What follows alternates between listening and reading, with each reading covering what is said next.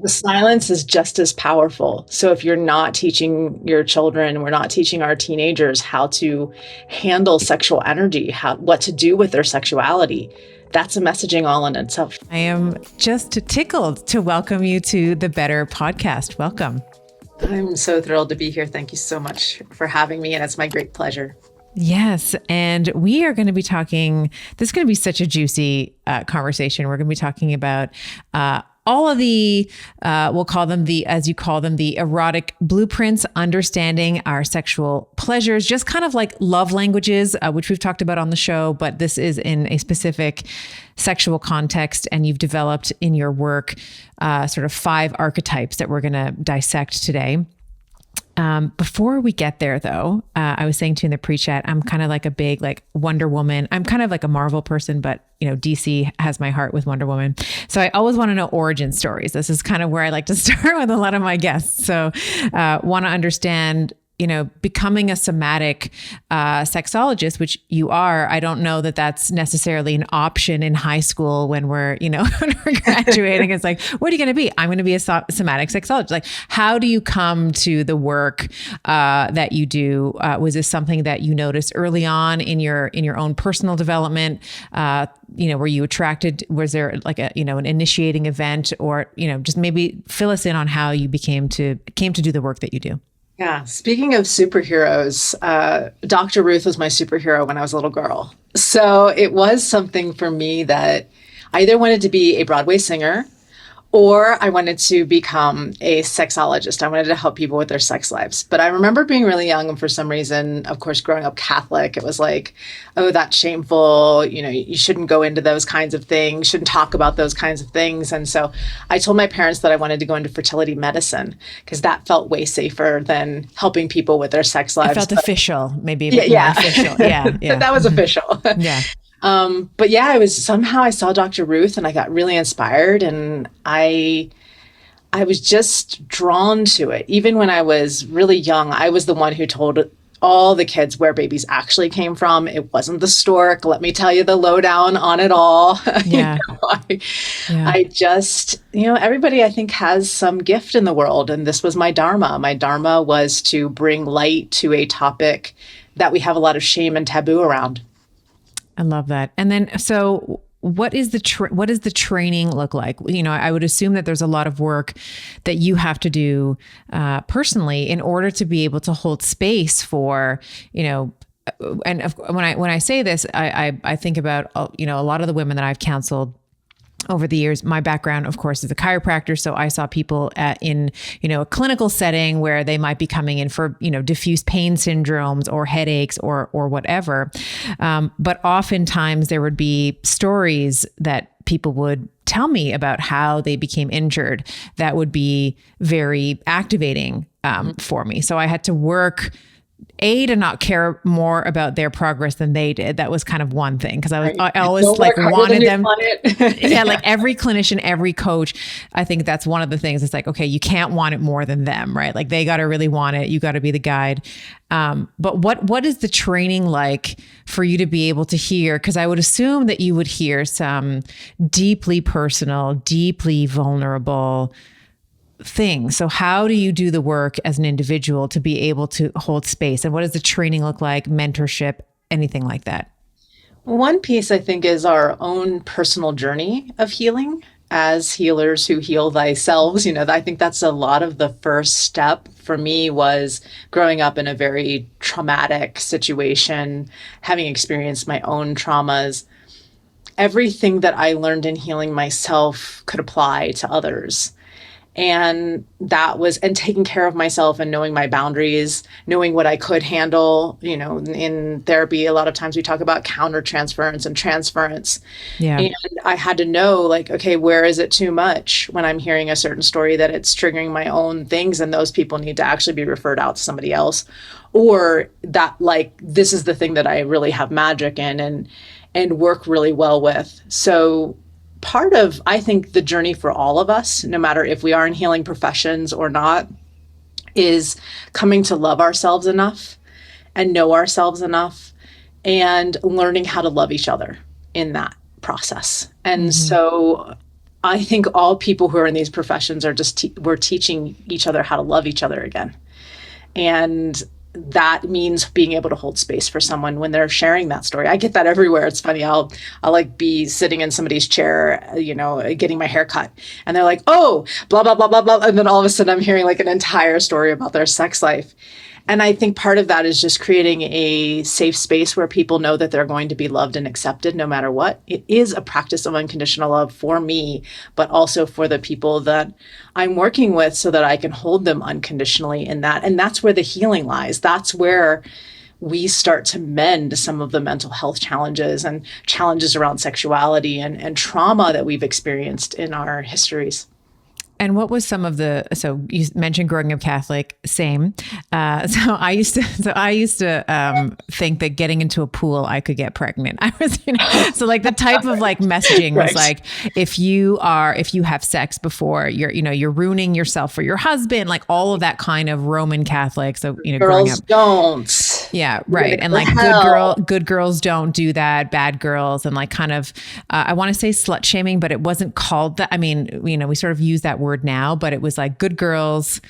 I remember there, and if you're watching this on video, I'm totally going to embarrass myself, but I'm going to do this anyway. So there used to be this little like jingle. It was like, a girl can sit like this, like this, like this. But if a girl sits like this, she gets this, like this, right? So it's like you get all these like little stupid messages around like you open your legs and you're going to get fucked, right? So pardon, and we're going to already have an E on the podcast. So you open your legs, you're going to get fucked by the guy, by the world. No one's going to want, and of course you have, examples where maybe, girls who were having sex with their boyfriends, let's say, fell pregnant. And then you sort of see like the way that the family might've handled that and, et cetera. So just if you don't mind, maybe describing some of the messaging that you had around sex and sexuality, and maybe even like what your, we'll say, educate, like if that's like sex education, let's say, was either schooling, what your parents taught you, if there was any at all. Mm-hmm. These are great questions. And I think they're great questions for everyone to think about,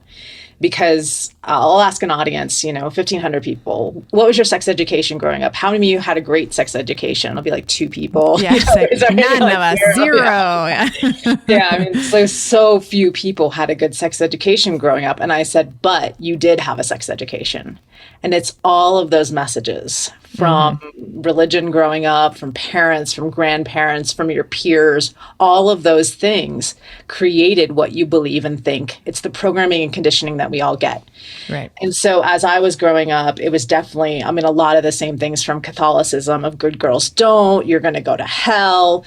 The body is bad. Pleasure is bad. Don't enjoy yourself, save sex for this certain container. And if you're going to have it, here's only like missionary position and here's how, and it's only for children and don't use birth control. Just a lot of, and a lot of messages around people who identify as women. It was, as a woman, I am supposed to be in service to my husband. I am supposed to obey, and that is obeying God, regardless of the abuse or the trauma that those people may be inflicting. So that was a lot of, the inherent messaging was that I'm bad. The inherent messaging is I must be a monster somewhere, especially growing up in the abusive situation. That was the only way I could explain it as a child. Right. I must be rotten. I must be one of those bad people who's going to go to hell, because that's the only way that my life could be this kind of hell. Yeah. And so I got a lot of sex education. It was just, don't get swell belly. That's what my father used to say. Don't get swell belly. Wow. Yeah. And it's so funny because I love what you're saying here, because it's like the lack of conversation is also an education, right? Absolutely. It's like not having a philosophy around something is having a philosophy around something, right? The silence is just as powerful. So if you're not teaching your children, we're not teaching our teenagers how to handle sexual energy, what to do with their sexuality, that's a messaging all in itself of itself. Yeah. Yeah. So walk us through, as a practitioner, you're seeing clients, let's say, for a variety of, and I watched you on Sex, Love, and Goop, which I thought was really, really interesting. And I really actually appreciated the show because they had a variety of different couples experiencing a variety of different, very common issues that we just don't talk about, right? It's just not, we see, I'm forgetting their names now, but they were, one of them, they had both taken the test. It was the first episode or second episode, and Erica and Damon. Erica and Damon, yes. So she was, an energetic, and then when he first took the test, he had come up as a sexual, which we're going to define for the audience in a moment. But then when you really got them on the table and kind of like experiencing some of the different sensorial toys and things like that, we actually came to find that Damon was not necessarily dominant in sexuality, but also an energetic, like a nice match, a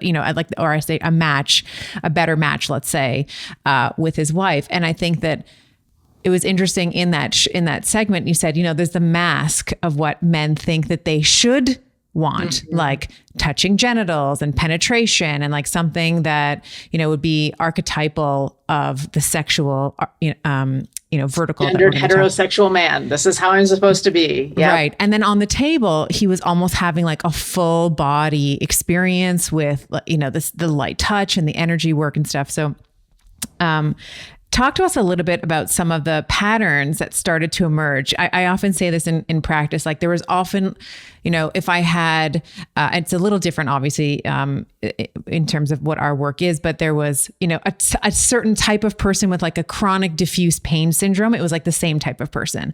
And there was also the same type of person who almost always had chronic headaches. There was often some type of like, hate my boss, hate my husband, hate my life. Like, the chronic headaches, there was always something else going on there. So talk to me about like the patterning maybe that started to emerge, and then we can walk through some of the different, the archetypes that you've developed. Absolutely. What I noticed, I've been in practice for almost 30 years now, almost 3 decades. And you do start to notice over time. And one of the main reasons why couples would come to see me is because they had some kind of discrepancy, some kind of what seemed like a mismatch in their relationship. And so when people are on the table, we're often going through these sensory games like you see in the show, different kinds of touches, kind of like when you go to see the eye doctor and you're doing like touch A and then touch B, and you're going through the whole body that way. And as a somatic sexologist, when I went to school, we learn to teach people about their bodies, how to map out pleasure in their body. So it's an education of, here's you, here's your pleasure, here's how you're wired erotically. And I was really inspired by a man named Jack Morin, who wrote a book called The Erotic Mind. And he talked about basing things off of peak erotic experiences, not dysfunction. And that really inspired me of, well, what are the peak experiences of pleasure that people have experienced, and how can we take them into those experiences and help them learn more about themselves? So a lot of it is, how do we presence it in the body? Like, here's what's happening. Wow, do you feel that? Like your body's getting goosebumps all over. Oh, you just took a deep breath. Tell me what's happening. Like, which is an erection.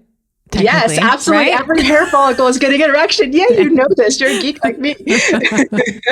Panacean corpuscles. Yeah.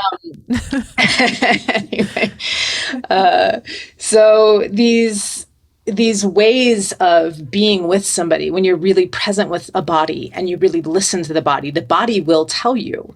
It will give you information. And then I also am friends with Esther Perel, and we would just start talking, and she wrote a book called Mating in Captivity, which also was an inspiration. She also has something called Erotic Blueprints that are a little bit different. And it is this idea of, what is your map? What is the map of your eroticism? And how are you wired specifically? And so just over many, many years of working with people, I'll never forget the first day it clicked in my head. I was working with a couple, and she was trying all the things out of all the magazines, like, if I do this, I'm stroking my hand up and down for those of you who can't see me, on his genitals, then he's going to get an erection. Then we're going to, like all the things, that the 5 tips tonight to make it hot, the Cosmo 5, whatever. Absolutely. Yeah. And then we think like, oh, I'm going to go do that. But what if the person isn't wired with that blueprint? And so then you fail, and then you feel like, then he wasn't getting an erection. He just felt pressure, and it wasn't turning him on. And then I started hovering my hands over his body. Like I was like a foot off of his body. And all of a sudden his breath changed and everything quickened and he got a lot of sensitivity. And then he got an erection and he opened his eyes and he looked at me like, what is happening? Because nobody had ever touched him like that without touching. And she's looking at me and they're just like, what is going on? Like, how is this possible? And that was the day I just said, like, you're energetically wired. Like you're not wired for pogo stick, bouncing up and down on your genitals. That's not what's going to turn you on. And so that was the day when it just really clicked for me that there were these types. Yeah. And I think I've heard you say in the past, if you met someone who spoke French, you wouldn't be like, well, and you were really into them, you wouldn't be like, well, like we can't be friends or we can't be lovers or whatever because you speak French. You'd be like, well, I'm just going to sign myself up for a French class. I'm just going to learn some grammar so that we can start communicating. Exactly. And I think that it's all skills. Yeah, it's a skill. It's a skill. And I love that reframe because I think that the societal norm around it is that you meet someone, maybe there's chemistry, and it should just be easy. Like it should always just come like naturally, pun intended there, maybe, it should all just be, everything should be easy. If there's ever any problems in the bedroom, then that's, the state of affairs with your entire relationship. Like that's where it should always work no matter what. And then when there are issues and, through the arc of life, a woman is in her premenstrual years, then maybe she gets pregnant and she has a baby and then she's postpartum and then she's perimenopausal and she's menopausal. There's so many different, let's say, ebbs and flows in her hormonal environment and her priorities as she grows and evolves as a human, that of course your sexual life is not going to be the same that when you first started. Right. It's never static. We do not have fixed identity. It's very malleable. And especially because we can learn new skills. But if we start to fix our identity and start to go, this is the way that I am, and then we need to defend that identity, and we get unwilling to meet our partner or to understand that identity is malleable, then that's where the problems actually lie. It's not that we're mismatched. It's the challenge can be when somebody is unwilling to learn French. Somebody is unwilling to say, hey, well, maybe I can become something new that I didn't know. Maybe my identity is not so fixed. Maybe it's less about who am I and more about what is the experience that I really want with my sexuality and relationships. That is so important because I think this is a lesson, not just in the sexual realm, but this can be in the parenting realm, this can be in the friend realm, because when you draw that line in the sand and say, this is who I am, I'm static and unchanging, what you create is polarization, right? Because the other person in that dynamic is going to say, okay, you're far over to the right or the left or whatever. And I am just going to oppose that to kind of as a way to promote almost homeostasis or balance. I have to go to the other end of the extreme. And then, in the sexual realm, if you sort of extend that, that example, then what happens is people start saying, well, we're not sexually compatible. I have no desire. I'm not attracted to her anymore or him or whatever. And then we get, divorce rate. I don't even know what the divorce rate is anymore. It's like 70, something like that, 60, 70%, something like that. And maybe those marriages should dissolve. Maybe it's because we're not speaking the same language anymore. Mm-hmm. Yeah. Or we're just unwilling. We're unwilling to do it with that person because that same thing will keep showing up. I really believe that. I see that too often in relationships where people will end a relationship and you take it with you. You take whatever beliefs, traumas that are unhealed and those constructs from society with you into the next relationship, and they'll keep playing out until you resolve that within yourself. Yeah. And you recreate it. Yeah. I mean, again, coming back to Sex, Love, and Goop, the other couple that was it was another therapist who was working with them. They were, I think it was Raman and Francesca. I forget her name, but she was German. And they were just like, she was the mom and he was like the pleasing little boy. And like, I remember, Gwyneth Paltrow saying something, she was like, I was going to leave the marriage and we were going to end it. But then I figured this was probably going to show up in my next marriage. I remember Gwyneth Paltrow saying, yeah, like 100%. It would totally show up. And just to your point around, you're just going to recreate that environment if you're not doing the personal work. Yeah. Yeah. Yeah. And to me, sexuality is usually one of the scariest places for us to do that personal work, which is why I call it the final frontier of personal growth. It's where we are most afraid to look. And so it's often the last place we go are. to. And it is such a, at least in my own experience, I can just comment on my own, obviously not everybody or listeners of the show, but it has been one of the most, I'll say, powerful alchemizers in my life. It has been the thing that has really helped me change and alchemize really pain into pleasure and to actually feel good in my body. So I think that, you were talking about having a traumatic upbringing. I've talked about, briefly on the show, not, to everyone's, boredom, but, we've, a lot of women have in their past history of physical violence, sometimes sexual violence. And I think that of course that can't not show up in your personal life. And at least for me in my own healing journey, and there's been many ways that, that I've done it. But one of the things is that reclaiming my own sexuality, my sexual power, sensuality, eroticism has been such a powerful way for me to feel good in my body because, we're taught in society, like hate yourself, you need the bag, you need the mascara, you need the whatever the thing to make you happy.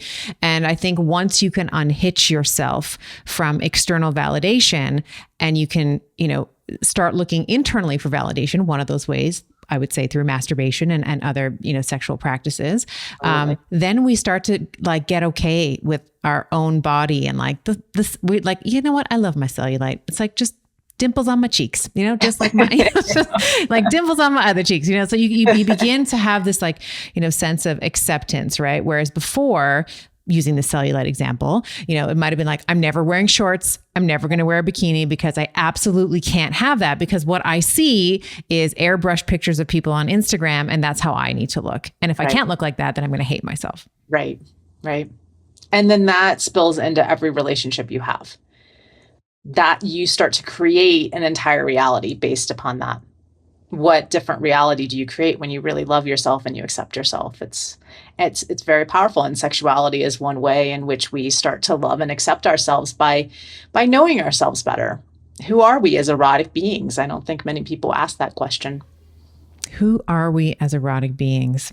Well, that's a perfect segue into understanding our blueprint, our erotic blueprint. So I know that you mentioned Esther Perel has, slightly different archetypes. Why don't we walk through yours and how we might understand. And my understanding of this work is that we're like a little bit of everything. We're not just one thing or the other, or is that possible as well? Can you're just one person, or do we have some people they're like, you'll see some people who are like 99% sexual or 99% energetic. You'll see some people, but most people, the majority are mixes of these blueprints.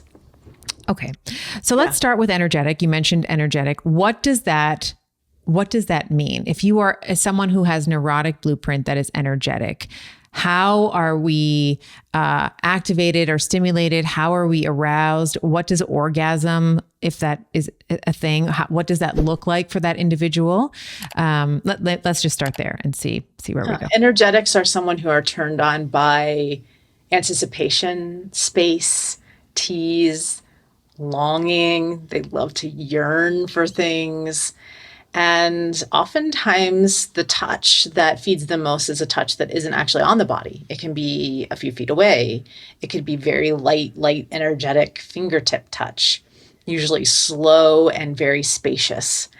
The shadow side of the energetic is someone who is short-circuited very easily. Like very little stimulation can short-circuit them and then they dissociate from their body. Oftentimes there is a history of trauma that causes that, but there's a hypersensitivity to them that causes like, whoa, too much, too fast, too quick, and then they just check out. The superpower of the energetic is that they can, because of the sensitivity, they can actually orgasm pretty easily. And orgasm can look many different ways. Sometimes it's a shaking. There's like a vibratory frequency that moves through the body that starts to shake. And if you've watched Sex, Love, and Goop, you'll see some of that happening. In that, I do a demonstration, and I think it's episode 2, where I demonstrate what this looks like, where my partner's not even touching me. And it looks like kind of like a puppet moving the body because my body is responding to his touch because I feel him, even though he's not. It looked like network spinal analysis as a chiropractor. So it looks like network. Yeah. A lot like network. It was actually network spinal that helped me understand what I was doing. In studying some of that, because I didn't really understand how to even explain it until after I looked at some of that. So yes, orgasms can happen without touch. Orgasms can happen with thought. Orgasms can happen with a memory or a smell.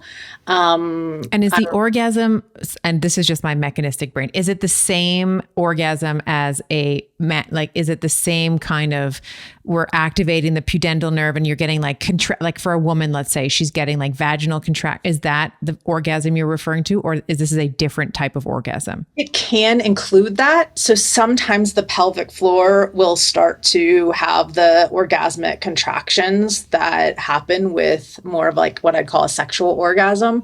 But oftentimes it's like a spinal wave. Oftentimes it's an energy that's moving through the spine, which is orgasmic life force energy, and it affects the entire spine. For some people, it can come off the top of the head. It depends on how how clear their energetic system is. Like Kundalini kind of? Like Kundalini. It has a similar, or some people call it Shakti, Shakti energy is moving through the body. And these can create the spontaneous movements. Like in yoga, the asanas, the gestures in yoga actually came from spontaneous ecstatic movement. The body would go into it, and then we're replicating what was a spontaneous movement from going into ecstatic states of consciousness. That was something that really struck me, because I'm like, oh, we're practicing yoga, but actually those postures are postures the body naturally would do when they would go into these ecstatic states. And so that energy naturally moves the body. It's not something that you do consciously. It's because the orgasmic energy is moving through the body, it moves the body naturally. Sometimes when you see animals like shaking off trauma, they have this, or like if you touch a horse, like I remember I was in Montreal, we were taking a horse drawn buggy or whatever with the family, and we just touched the horse, and the whole, little area that we touched, it was like just this like little wave. And it kind of reminds me of what you're talking about. The other thing that I could be completely wrong here, so correct me.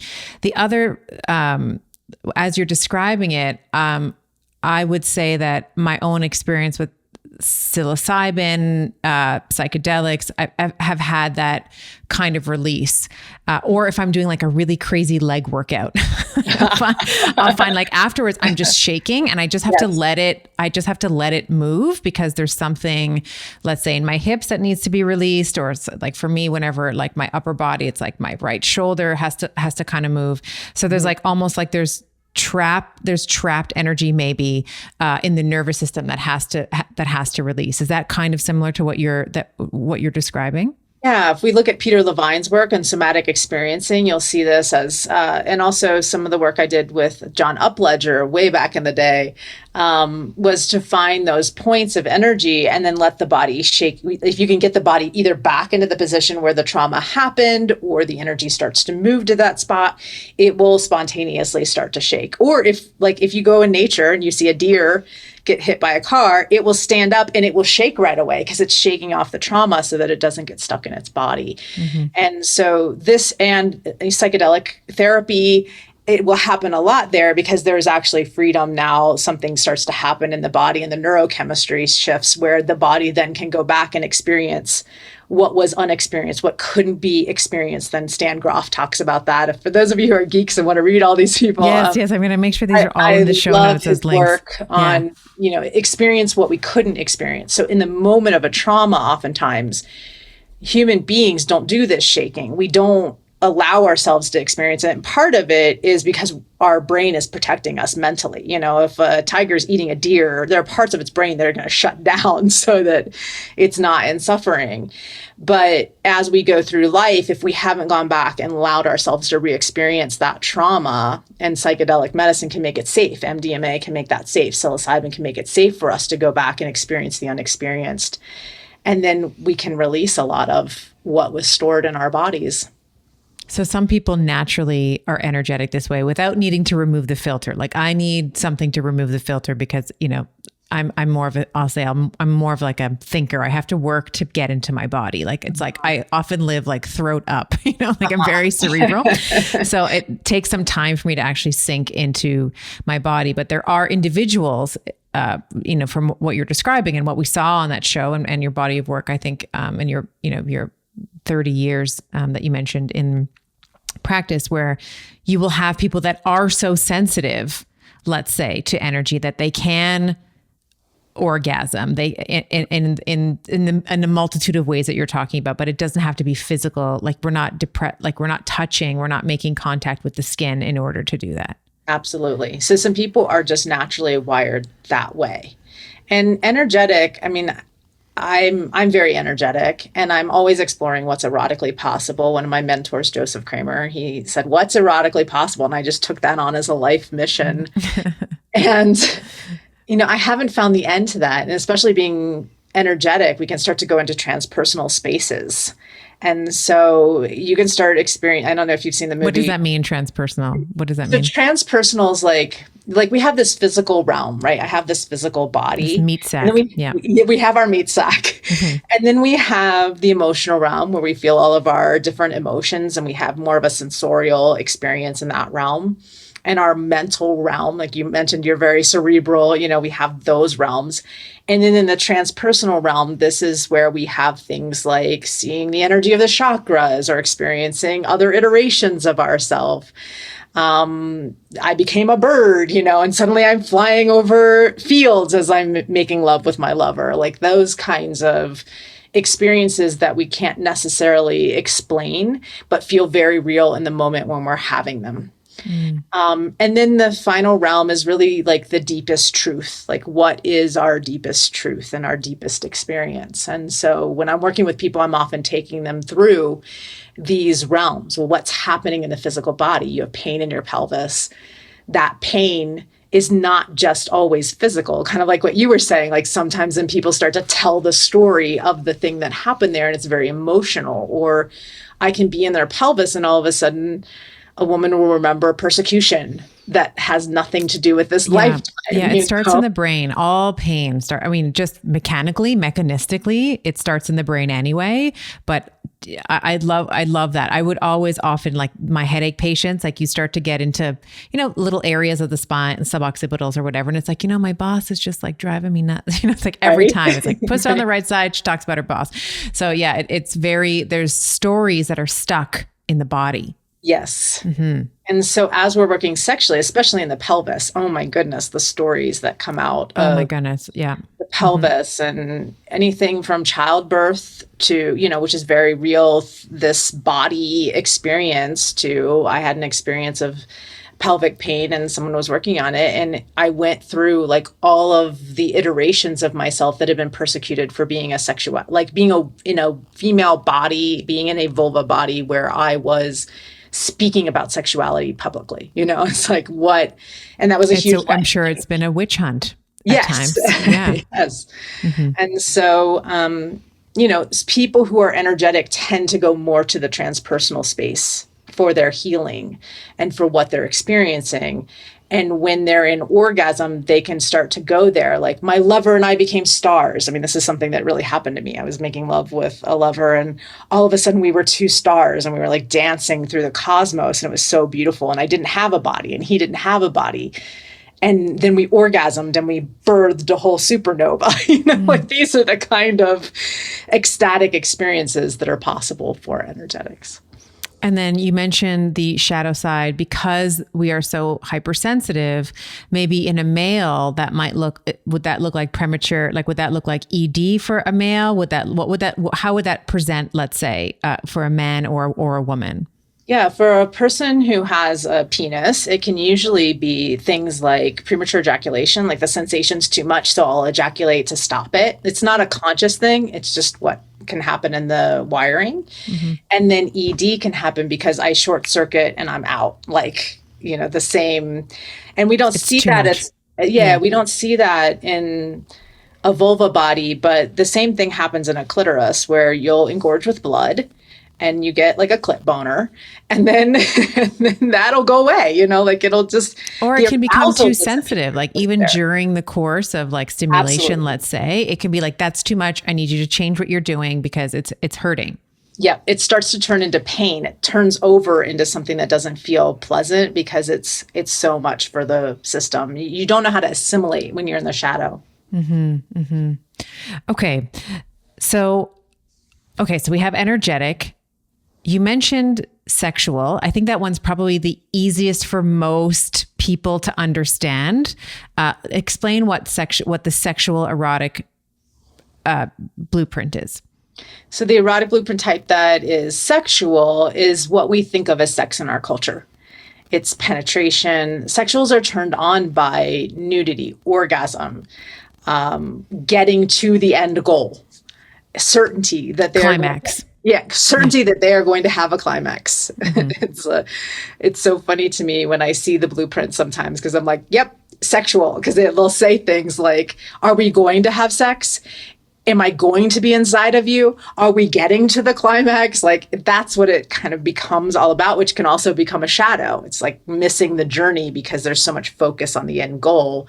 And also, I think because it is the standard narrative of our culture, the shadow side of the sexual can also be like, what's wrong with everyone else?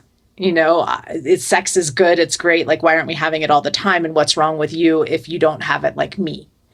And you don't like it like me. So it can be really hard for them to expand into other blueprint territory because they have that fixed identity. They can be the most fixed in identity around their blueprint. And I Would you think say that that's more? Would you say that's more typical when we're talking about like maybe sexual or gender dimorphisms? Let's say would you say that that's more common in men versus women? Like when I hear that, that sort of sounds like the narrative that we, like it's like the man complaining about his what, like and not to paint broad. I know that that's not true of everybody, of course, but I think when we think of like Pornhub and we think about all the things where we associate with sex, and is that more common with men? Would you say to be a sexual archetype?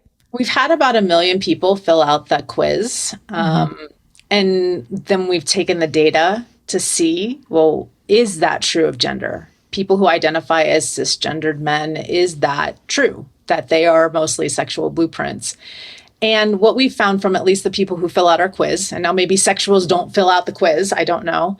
But what we have seen is that really across the board, there are all of the blueprints pretty similarly. Across men and It's not women. what we think. And I think that Wow. this is a masking that a lot of men do, is Right. that they mask because it's what culture tells them that they are supposed to be. It is the training that they get from early on. And when it comes to their bodies, especially, the quiz is one thing, but then when I get somebody on the table and we go through their body, it's not true that most of them are sexual blueprint. And so, but they start off that way oftentimes because it is what culture has designated them. And then those men who do not fit into that feel like something is wrong with them. And so they walk Right. through life feeling like I'm out of place, I should be this way.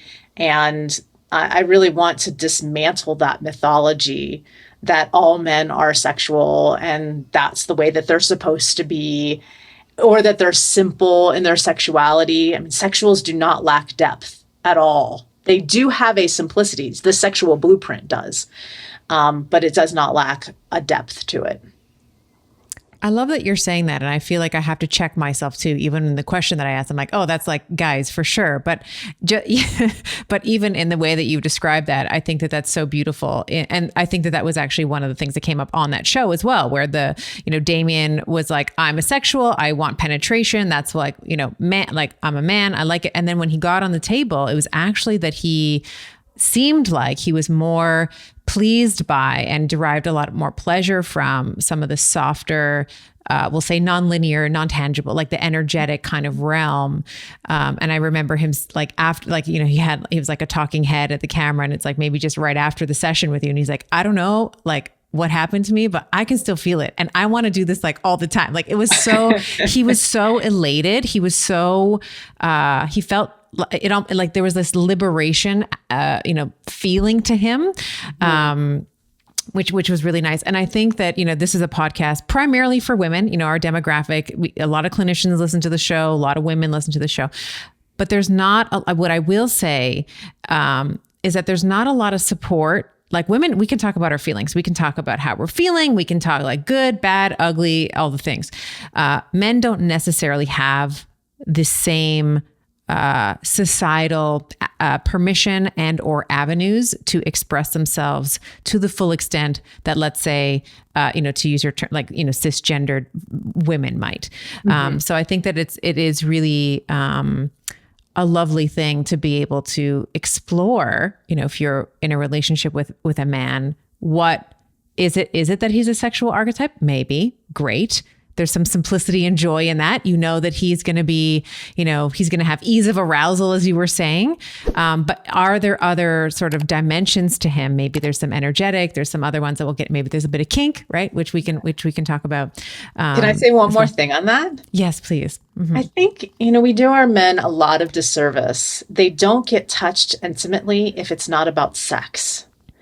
And then they don't have each other to go to. There's so much taboo about, like, can a man just hold a man and it doesn't mean anything sexual? Can a woman hold a man and it doesn't mean anything sexual? It's just holding. Physical touch. It's just touch. Yeah. Physical touch. It's just like we all need that physical touch. And so there's so much confusion in a sexual where if I'm being touched, that must mean we're going to have sex. And there is a pain in the sexual. In the shadow side of the sexual, there is a pain, which is it's a tension in their body. Like there is so much sexual energy coming up. They've never been taught what to do with that.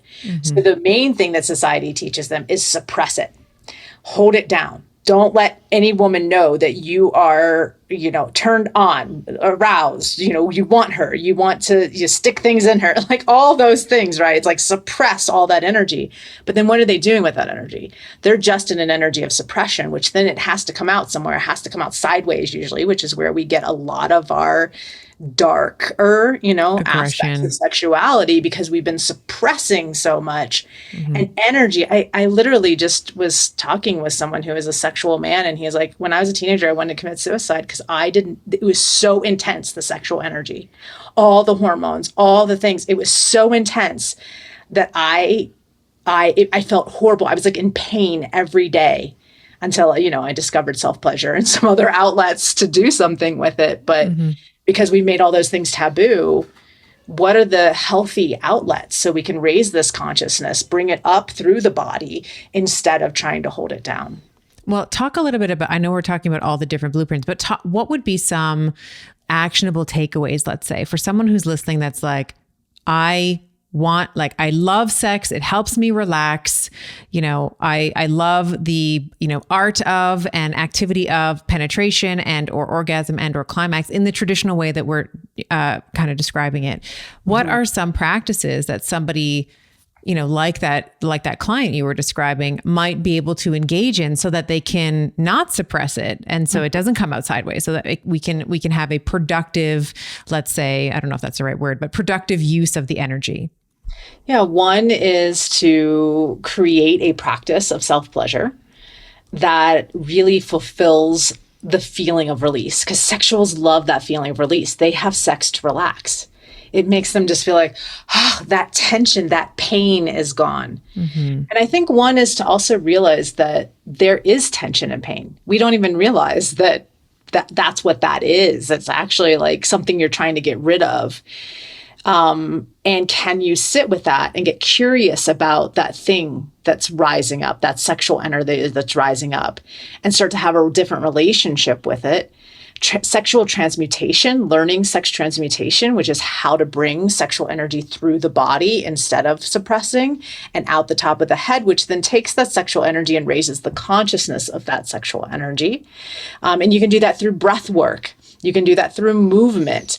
You could go do a really hard leg workout like you were talking about, where you're moving that energy in a different way. And then the last piece that I'll give is, if you learn how to expand into the other blueprints, it will help that sexual blueprint expand out of that limited, it's like you're trying to take a fire hose of water and put it through a straw, And so if you can start to expand into the other blueprints, then you have more places for your sexual expression. I love that because, I've worked with many athletes in the past, and some of the messaging, particularly male athletes, are given during high competition season, right? Like you're in a tournament or, whatever, it's semifinals, quarterfinals, whatever. You are not to jerk off. Like you are not to release. And there's, you can kind of look at it. There's a lot of different ways that you can slice it. You might look at that from a TCM, traditional Chinese medicine perspective and say, well, they want to conserve, what they're trying to do there is conserve their Jing energy, to conserve that energy. And as you were saying, to pull that up. And of course, just again, mechanistically, that's just how that's just how I can make sense of things, is it also, once you ejaculate, for a man anyway, they're very, once they ejaculate, very prolactin. There's a lot of oxytocin and flaccidity, right? Literally and figuratively, right? They're just, that's why a lot of men just fall asleep right after, can I get on that for a moment? Of course you can. If you don't want to fall asleep and have that prolactin refractory period, that whole dip, one of the things that you can start to do is learning to pleasure wave. And so pleasure waving is where you'll get close. It's edging is another word for it, but you can get close to orgasm and then let yourself move into an enjoyment phase, which is where maybe you're touching the rest of your body. You're moving the chemicals through the rest of your body, and then go back to the genitals and do more stimulation, raise it up. And keep waving it like that, which will create a different chemistry where you're not going straight up dopamine and then prolactin and then you're in the drop. Right. Instead, we're looking at a biochemical wave that reacts very differently in the body, and you start to get other neurochemicals that start to balance out the prolactin dopamine spike and drop. And then on the other side of climax, if you've been waving or if you've been edging, is the we'll call it refractory period, or just on the the mountain ride down. Is it kind of the same, or do you see that accelerated drop there, or do you see sort of like a wave, like accelerated drop because of doing the wave up and then the wave down? Same thing. Beautiful. And you can have multiple orgasms along it, especially if you're a person with a vulva. You can have a lot of climaxes along those waves, and you won't get the dip as much. I just want to pause and ask about multiple orgasms, because this is something that I would say, kind of commonly spoken about, that it's something for women to experience. I certainly am one of those women who can experience multiple. It just seems like it just goes on forever. Yay, you! Yay! Yeah. It's wonderful. I'm not going to lie. It's lovely. But do we see this? So what you're talking about, this edging, is that something that we can, at least my understanding is that more women have the ability to have that multiple orgasm on the way up to sort of like a really, sort of big one. And then can we see that as well with men with that edging technique as well? Absolutely. My partner, he has learned to do it, and it's really funny because we laugh every time, because he'll have what feels like an ejaculatory orgasm, and then we laugh because nothing comes out. We both look for it. We're like, what happened? Where is it? And then he'll have another one, and then finally he'll have more of an ejaculatory orgasm. So he's a multi-orgasmic man, non-ejaculatory orgasms. He can also have energetic orgasms now, and all of that was cultivated. Throughout our relationship. So again, learnable skills. And for some people, it's just going to come a little bit easier because they have more energetic, or they have other, different biochemistry. There's all kinds of things that can play into it. Lovely. All right, let's talk about sensual. So sensual, tell us what the sensual archetype looks like, feels like, how he or she or they orgasm. What does that look like? The sensual is someone who's turned on by all of their senses being ignited. So it smells, sounds, the taste of something very delicious. They bring beauty to the space. So essential is somebody who's going to like bring in the fur rugs and light the candles and have the plate of strawberries with the chocolate and the romantic music playing. I think it's a lot of what cisgendered women get pigeonholed into. And what we saw just talking about gender and the quizzes and what we've seen with the blueprints is that women are about the same sensual and energetic. Not all women are sensual. Like I have very little sensual or had, I'll say I've developed more of it over my lifetime. And if I always tell my partner, like, don't do the strawberries and hot baths thing, like I will just puke on you. Like, I don't want like we're wasting time. Like don't waste your time on all that for sure. But my partner's very sensual. So he likes to do it. And it's more for him, I've learned, than for me. Like he likes to put on the music and create the environment and have all of that because it lowers his stress. And so a sensual needs to relax in order to have sex, whereas like a sexual, as I was talking about, needs to have sex to relax. They're like completely the opposite in that way. Oh, that's cool. Mm-hmm. And my blueprint is first sexual and then energetic. And so my partner is first kinky and then sensual, but he was leading with his sensual all the time and he'd cuddle at night. And I'd just be like, oh God, he's cuddling with me again, whereas like I would initiate sex by saying like, do you want to have sex, or touching his genitals? And we were mismatching each other all the time, where he's like, why are you being so direct? Why are you being so obvious?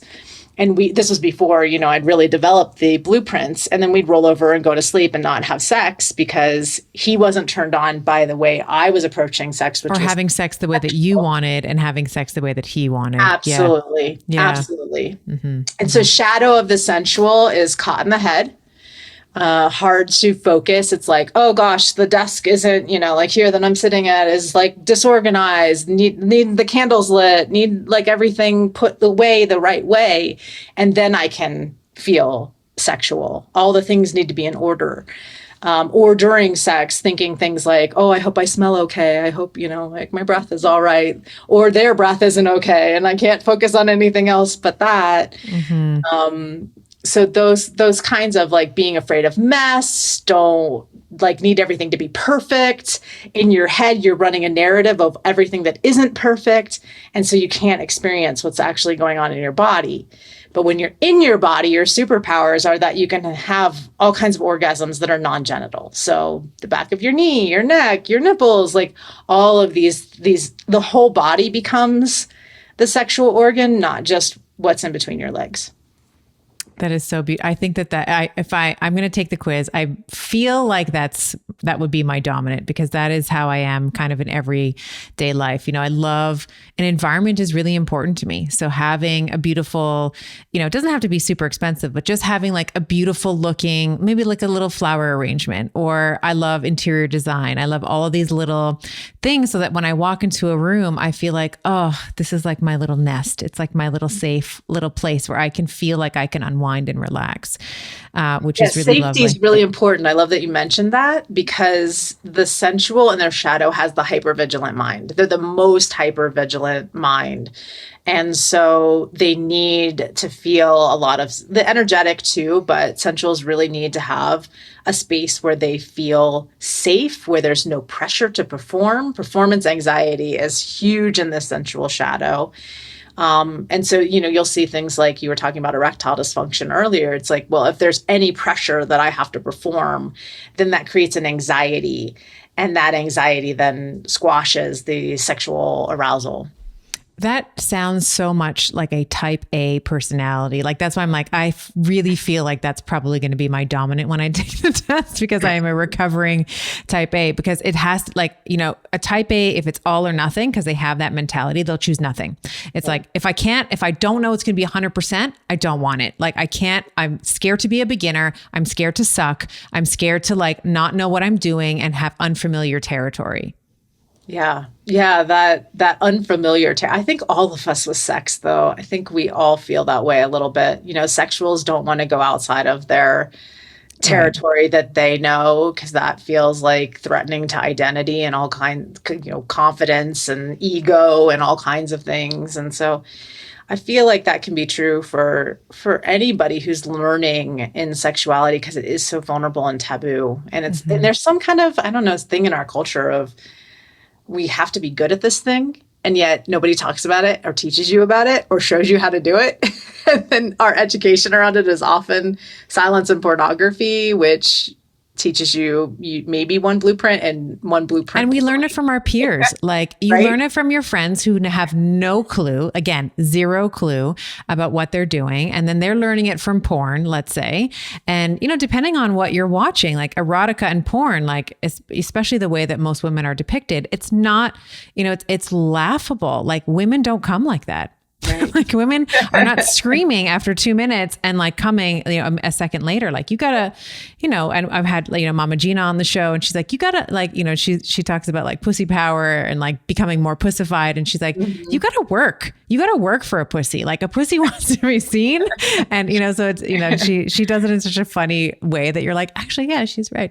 But what I wanted to ask you, because you said something so profound. So you said a sexual archetype has sex to relax, but a sensual archetype has to relax In order to before have sex. having, in order to have sex. So let's pretend you have those two, you have a couple, doesn't matter what orientation are together. One is dominant sexual, one is dominant sensual. How do they The main find their way together? How do the they main start speaking the thing same is language? Yeah. teaching the sensual. I call them toggles. Toggles are things that help them make that transition from life. If you have kids, if you're like working all day, like where you just don't feel sexual because you have cortisol running through your body and that hypervigilance is all turned on, that you need to have those things. So maybe it's taking a hot bath and putting on some lingerie. Maybe it's lighting some candles and making the room a certain way. Maybe it's like making sure the kids are taken care of at the sitter. Like, what are the things that you need to do to toggle into the erotic atmosphere and create an erotic atmosphere for yourself? And I'll tell sexual partners, like, just spend 5-10 minutes straightening up the bedroom. It's like the best thing you can do. Make a playlist of great music that turns them on.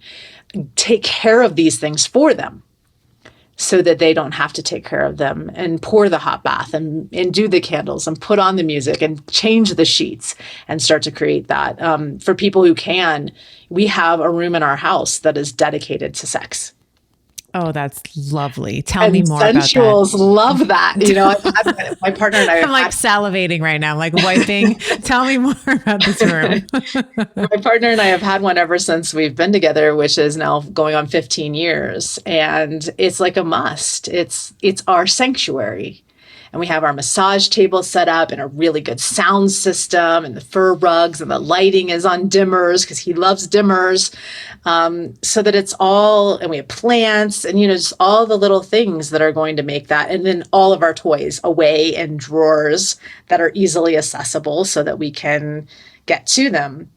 And that it just makes sexuality so much easier. Like, here we are, we can shut the door, we can lock it, we can go in and we can have our own play session in any blueprint because we have all of that put together. Homework for people I'll often give is like, get a massage table and then put together your sensation play kit. What are all the sensations that you love during sexuality, and start to use those during sex.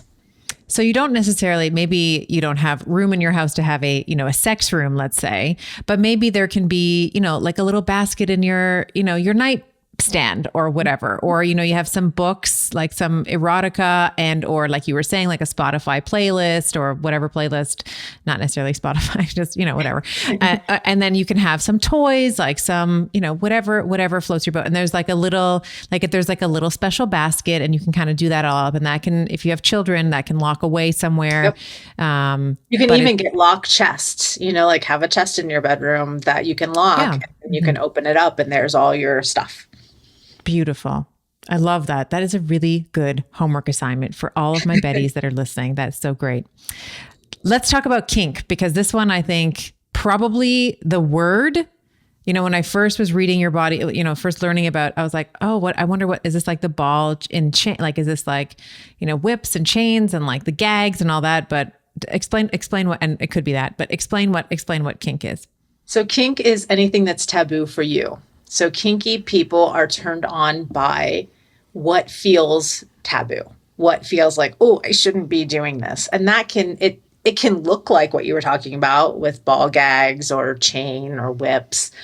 But it can also just be sex out of missionary position, because that's taboo, because you grew up with a very Catholic or Christian upbringing and you're not supposed to have sex outside of missionary position. So that just feels super naughty. So it really is, it's the thing that lights up your body because you're not supposed to be doing it. It's the thing that's like, that's the edge. And it's, when people are wired this way, it's being on the edge that is the turn on. And that edge can look all different ways across the board. And then there's two different types of kinky, which is psychological based. The edge is more in the power dynamic and in the play of the psychology, versus sensation based, where the edge is in impact, like spanking, for example. My partner is both. He likes to have both of these dynamics of both the power play and the sensation. So is that more like S&M, like DOMs and subs? And could be. I mean, all that can be part of it. Again, is it taboo for you? That's the question in this blueprint.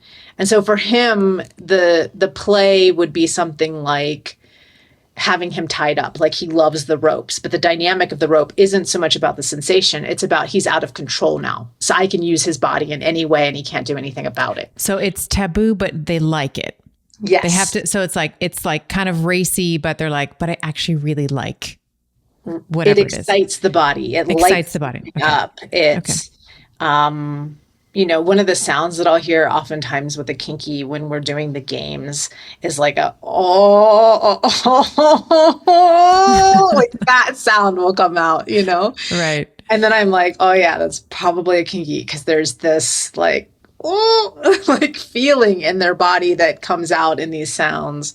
Putting on kinky leather boots and holding a whip in your hand, what does that do for your body? How does that feel? And then actually like making the sound of the whip, how does that feel? And so a lot of the experimentation is, does this light you up, and does it feel like an edge? Does it feel like something that you're not supposed to do? And we're playing in that dynamic all the time. So my partner and I, when we were really struggling, we were in a sexless relationship for a while, the sex educator in the sexless relationship. And this was before I had discovered the blueprints, and the blueprints really were a saving grace in our own relationship. And so I was talking earlier about how I would initiate in the sexual blueprint and he would initiate in the sensual, and we were like missing each other all the time. And I found out through my own work that he's kinky, actually. And he, we were 6.5 years into our relationship, and he had so much shame about it that he was hiding it, which is so funny to me, because I talk about sex all day with people. Like, no, I have total acceptance. Like anybody. It's that masking. It's that masking thing you were talking about before, Absolutely. Right? It's like, I shouldn't be excited by these things. And I think that that's the main shadow side of this blueprint is, why am I like this? I shouldn't be turned on by these things. And that's where that taboo of this isn't okay, I'm not okay, I can't share these things. So I had no idea the extent of kinkiness that my partner actually was. And he was number one kink and I was number one sexual. And where were you on the kink? And then I was zero kink. And he was zero sexual. Wow. So we were completely flipped in our blueprint languaging. And once I found out he was kinky, oh my gosh, like game over. All I had to do was lay some ropes on the bed and I saw erections out of him like I'd never seen before. And I mean, we started having a completely different sexual relationship, like a very much of a sexual renaissance, because we were finally playing within his realm, which then brought his sexual online, brought it up higher. And then my sexual could be turned on because I could tie him up and then do sexual things to him. So we So found you were, this so when you were comfort. doing the kink to him, whether you said there was two types, sensation based or psychological based, or both for him, I think he was both, you said. Mhm. Were you turned on in that moment? Because your dominant is sexual. So if you're just like, I need genitals, I need penetration, I need, like, how does that dynamic work? At first, no. It didn't turn me on because I wasn't expanded into kink. I was zero. And it was really hard for me even to understand it. Kinky was the last blueprint that I added because it was so not in my own awareness, right? So like over the years of Right. my own work. And so my own partner really was the one to teach me. And then eventually, as I expanded into kink and found the places within that blueprint that did turn me on, now it's a turn on. And then we find these games because we have this, differences in language. We find these little games. So like he came up with a game of, I get to own his genitals, I get to own his cock. And that's a kinky dynamic in his mind, right? That at any time, 24/7, I could be like, all right, pull down your pants. We're doing a thing. And I make it sexual because sexual turns me on. So I can literally go to him and say, all right, I own you to take down your pants right now. And you get what you need And because you're I get seeing, what I need because we yes, found the game that overlaps our two blueprints that turns us on the most. I And love as we that. play those things more, his blueprint turns me on more, my blueprint turns him on more, and we expand into each other's blueprints. That's amazing. I love that. So, okay. So the kink, just so, so if you're hearing like, standing in like you're standing in like leather and you have a whip and that's like, oh God, I don't really want that. That's not your thing. You have to be kind of like, oh, I wonder how that would feel. Or there Yeah. has to be like a Yes. little bit of like, I'm kind of attracted to that, but I don't know why. And I don't know if I should be. And is it weird? Like that's sort of like, you have to, when you're kind of putting the filter on, like, do I have these sort of kinky, under inclinations. Thank you. Thank you. Is it like, oh, I kind of wonder what it would be like to kind of just be in like a thong that was pure leather or, whatever it is. Right. Right. And what is the psychological? So the sensation I get, like you said impact. So it's like spanking, maybe it's chains or whips or whatever. What is the psychological? Did you say, So did you the mention? psychological is when you're in a power game. So like with my partner, for Okay. example, me owning him or owning his orgasm. Like right now I own his orgasm and his genitals, and that's the game. And we'll play that, we'll negotiate the parameters of that. But a lot of it is that I'm the one in control of him and that I can do these things to him at any moment because that are agreed upon. Of course, we've had a consent conversation There's and these are the consent. things, Yes. right? Yes. These are the things that are off the table. These are the things that I'm allowed to do. And just the threat that at any moment I could do this is the turn on. So it's happening more in his mind, in his fantasy of what I might do. And, he'll get a little let down if I haven't done something during the day because he's anticipating it all day long of what I might do with him. I love that. And how often do you play these games? Is it all the time?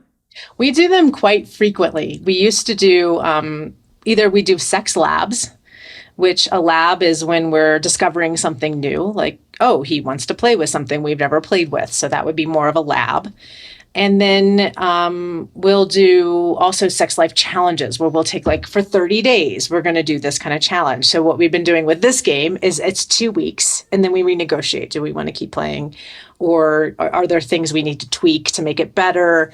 That kind of thing. And then we take breaks every now and then just to integrate what it is that we just experienced. And how do you integrate? What is it? What does the integration piece look like?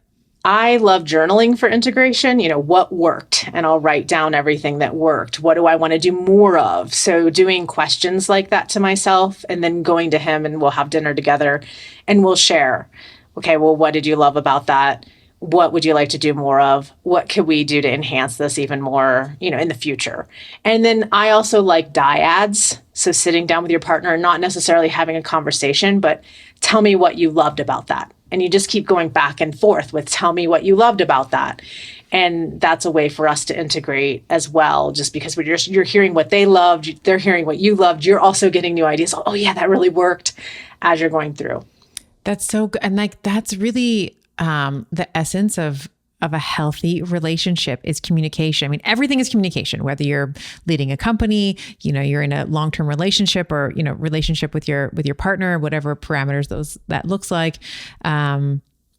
Yeah, it's all about communication. And I don't think, to your point earlier, we're not necessarily given the tools to communicate, right? Like maybe your partner or you didn't have he was like, God, I really like being tied up or being on the ropes or whatever, but I don't know how she's going to react if I tell her that. If we do the work, let's say, to know that there's different languages that we're all kind of speaking in, like you were speaking part Portuguese, mostly French and a little bit of Japanese. And he was speaking a little, like no Japanese, and he was speaking, some other combination of languages. But when we start to kind of learn the dialects, we'll say, just using the language example, that's like when the magic happens. And, one of my core values with my partner is I completely reject the idea that, you settle into a relationship and then like things just like, you're like all over each other. And then like 20 years later, you're roommates. Like I reject that. I think it's horse shit. And I am all in for like legendary love. Like I want my relationship to get better with time, not worse. Yeah. And that's how I play in all areas of my life. Like I want my body to get better as I get older, not worse. Like I want more muscle as I get older, not worse. I want more, freedom to play, not less, that kind of thing.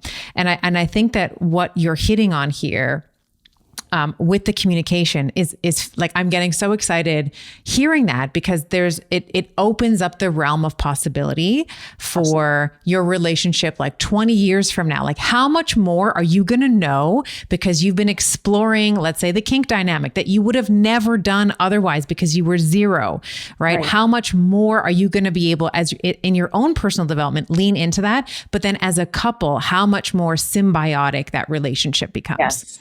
Yes. It leads to a life experience that is rich. Yes. Well said. Well said. We have one more. Shape shifter. Yes. Tell me what this one is. So the shapeshifter is someone who's turned on by all of it. They want it all. They want it now. They want a lot of hands. They want a lot of things. They want a lot of variety. The shapeshifter in the shadow is someone who has often been told they're too much and they're too complex, but that's actually not true. They're just erotically sophisticated. And the shapeshifter can start to shut themselves down and shrink themselves because they're so big in their erotic expression. And so it's like the kid who was just like, woo, when they were little and they were like loud and expressive. And over time, their parents were like, shh, shh, shh, shh. It's like they've been shushed in their eroticism. Goodness gracious. Yeah. It's like, I was told you're too chatty. And it's like, I have a podcast now. And it's like, I was told, too bossy, too much, too this, too that. That was me, my entire upbringing. Yeah. Yes. You may be a sensual shapeshifter. You may find out. Yes. Take it. So the shapeshifter also shapeshifts to be what others want them to be because they can be the ultimate lover. It's one of their superpowers. They can do all the languages because they're multilingual. And so if they have a sensual partner, they'll shapeshift to be sensual. And then they are not fed in all of the other variety of what they are. They're starving. They're the most starving out of all the blueprints because they don't advocate for themselves and they don't advocate and they because it's easy. It's easy, like, oh, I'll just shift over there and then everything's easy. But if I start to demand these other things or want these other things, then I might be too much and it triggers. And then you get back into that trauma of like, oh, here I am being too bossy again, too talkative again, too much again. When actually it's your superpower in actuality. Yeah. So what does a shapeshifter do? I'm asking for a friend / myself. What does a shapeshifter do in order for him or her not to be starving and to begin advocating? Obviously, I think I know the answer here, but being able to, hold their own and hold the boundary around what they want, getting closer to their desires, because I think at least I can speak for myself and say that I spent decades not knowing what I wanted, making sure that everybody else was taken care of. I mean, this is sort of like we hold it as a badge of honor as a mother, right? You like wake up and first thing you do is you serve your children, and then you make sure your husband has the coffee. And then at some point you look at your emails and you attend to everybody else's to-do list. And at the end of the day, you're like, what the fuck do I want? Right. I've been giving to people all day long. So that, that really does resonate with me at least. But for other people that are like, yeah, I feel that kind of feels like that's sort of me as well. I have maybe a bit of a codependent, like it also kind of sounds a little codependenty where we're like, I'll just be what the person needs me to be, because if I'm myself, then that's going to be too much, or they'll leave me, or whatever core wound that we might have. Yeah. I mean, the first place to start for the shapeshifter is this question. What is it that will really feed me? Mm-hmm. What is it that will satisfy me? What is the practice of satiation? I think that we do not know how to practice that, what it is to be satiated, what it is to be satisfied. And then, if you have some friends who are willing to play, get 6 hands on your body. Get each person doing a different blueprint. If you're not sexual with them, you can have your partner doing the sexual, and then somebody's doing energetic in the room, and then somebody's got a fur something in their play. They're feeding you strawberries. Let yourself have a big experience and see what that's like within a safe container, within, a consent conversation with people that you trust. If your partner is open to it, if you're in a relationship, if you're not in a relationship, how can you get all of the kind of touch? How can you give yourself that, or get friends together? We've had that a lot in our community, and people who are learning the blueprints who really like, okay, I'm going to bust through some of the shame, and I'm going to get my friends together, and we're going to do touch that maybe doesn't include the genitals just because that feels uncomfortable.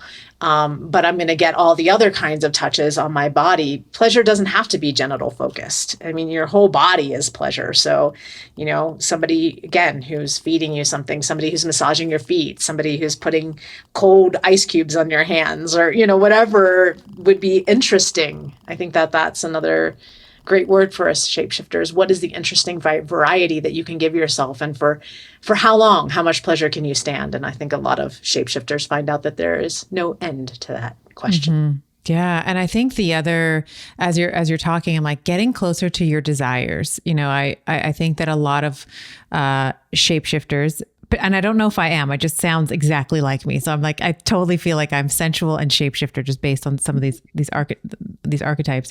But I think that the shapeshifter doesn't know what he or she, I'm going to say she just because I'm referring to myself, but he or she, or however you identify, they don't know what they truly desire. So one of the exercises that I actually created for my community, probably because it was for myself first, was like, creating a desire list. Like, can you sit down and make a list of all the things that you desire, from like the salad that you want for lunch and exactly the way it's dressed and how much salt is in it, to I want a pied-à-terre in the 6e arrondissement in Paris, like all the way up, and then and everything in between. And I think that it was a very hard exercise for me to do. However, I will say that with practice and a little bit of discipline, like sitting down to write at least one thing that I desired every day, I now have like almost a full book of it. So I am much closer, let's say, to the things that really light me up. And to your, you said the shapeshifter is starving. Mm-hmm. To sort of feed, feed the fuel of the things that I want, because it's very, very easy to be giving to other people. It just very much comes naturally. So it is very important. And we were at the top of our conversation, we were talking about boundaries, in your own personal development, like you had to learn how to set boundaries. I think that that's actually and you've worked with thousands of shapeshifters, I'm sure. Setting boundaries, I would assume, because it's been difficult for me, probably difficult for many shifters. Mm-hmm.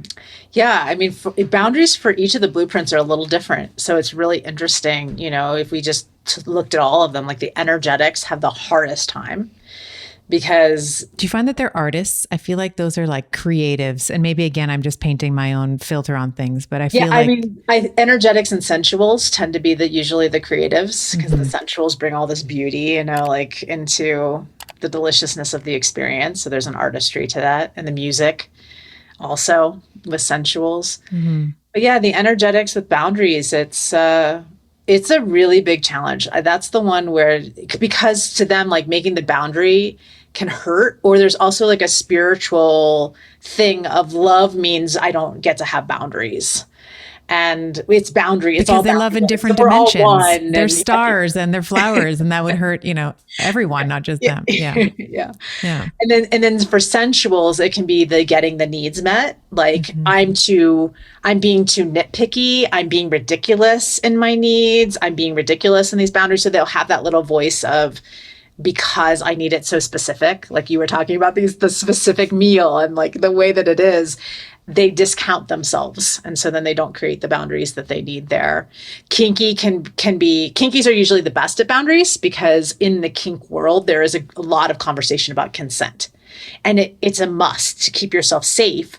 Learning boundaries is a must within that blueprint. Sexuals, they they will be more boundaried around other blueprints but not around the sexual blueprint. Like there isn't any, like I just want it all, and Like, let's just the go. higher, yeah, Yeah. like let's go, and then the higher the sexual energy gets, the more drunk they get on it, and often they'll override something in the heat of the moment. So that's how it will show up for sexuals. And then the shapeshifters are kind of like what you've said, it's like what's for me, and making boundaries around how much I'm giving to others so that I can then get fed.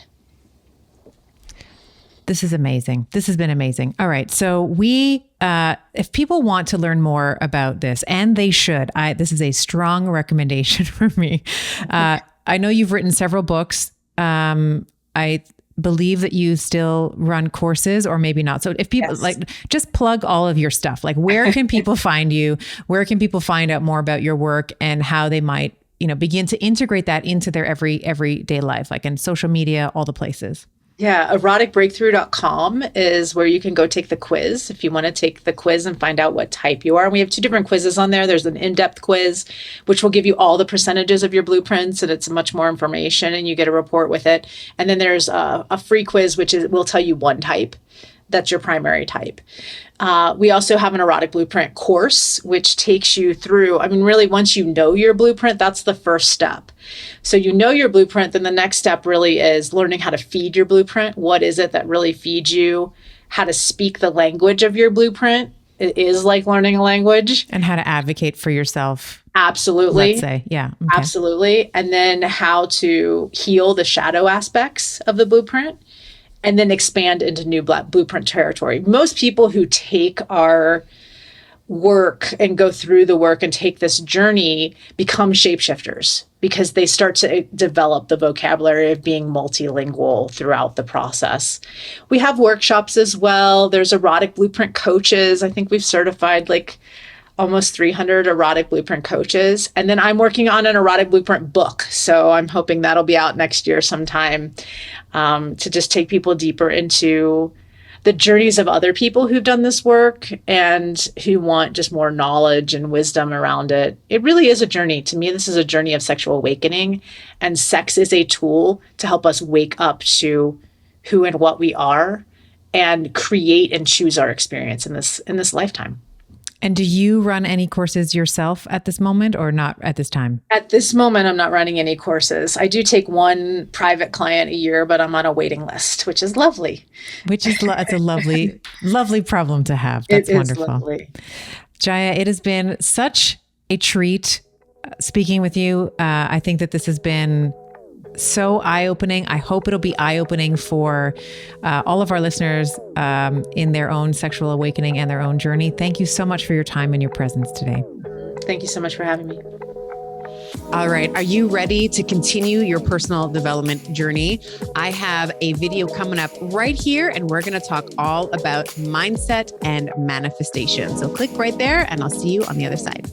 And I looked in the mirror after experiencing all this pleasure for me as in something I'd never done before, ever, never thought about ever, I saw the goddess in my own eyes. She's been inside of me. If she's inside of me, she must be inside of every woman.